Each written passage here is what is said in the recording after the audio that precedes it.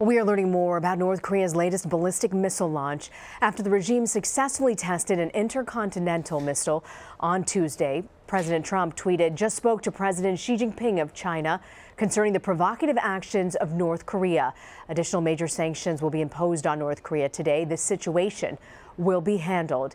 The launch happened just northeast of Pyongyang. It stayed in the air for about 53 minutes before landing in the Sea of Japan. The rogue regime boasted that it's capable of hitting anywhere in the U.S.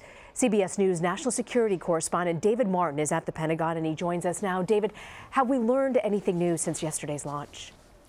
Well, the North Koreans have now put out their own version of events, and their details match almost exactly with the details put out by the U.S. After it had monitored the flight test. The most striking thing about the test is that it went 2,700 miles out into space. That is a long way out into space, much higher than a intercontinental ballistic missile would have to fly if it were trying to reach a target here in the United States.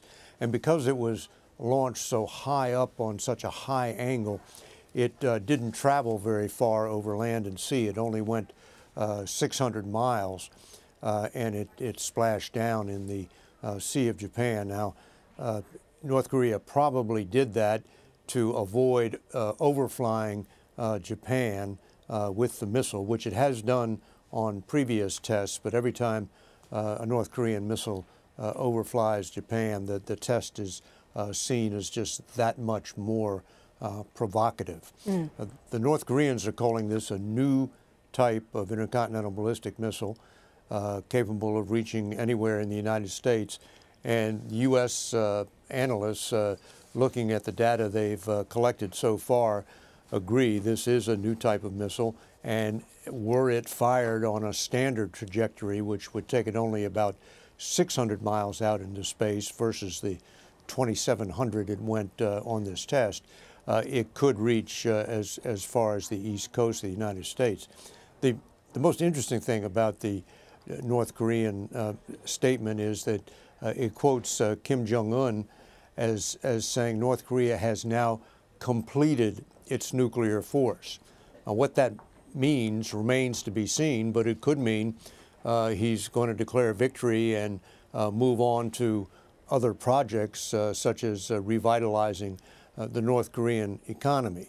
But most U.S. Analysts would tell you that North Korea does not have a real nuclear force and won't have until it tests an intercontinental ballistic missile at its full range. And that would mean firing a missile out over the Pacific at a range of 3,500 miles or more to see if it could withstand all of the stresses involved in intercontinental flight.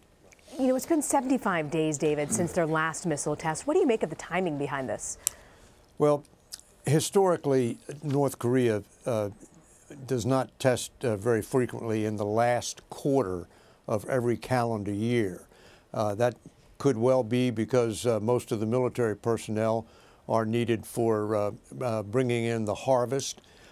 It could be that because this was a new kind of ICBM, it just took them longer to get ready for the launch. And it could be that Kim Jong-un was just going to let things cool down a while because he had conducted an underground nuclear test in September and also a missile test that went over Japan. And the combination of those had gotten the international community pretty riled up. So maybe he was just going to let things cool down. But I think the one thing this long hiatus is not indicative of is that he has given up his nuclear ambitions. Certainly doesn't seem that way. Yeah, you're absolutely right, David. I want to ask you, though, about President Trump's remarks. He said that the situation will be handled. Any sense of what he meant by that?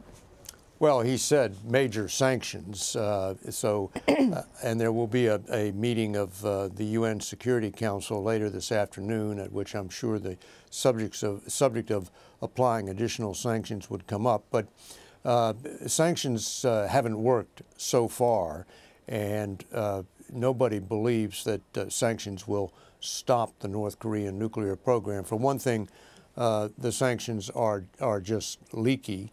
And for another, North Korea seems to have stockpiled or learned how to manufacture on its own most of the equipment it needs to keep on with its nuclear program. So sanctions would definitely make life more difficult, but is probably not a showstopper.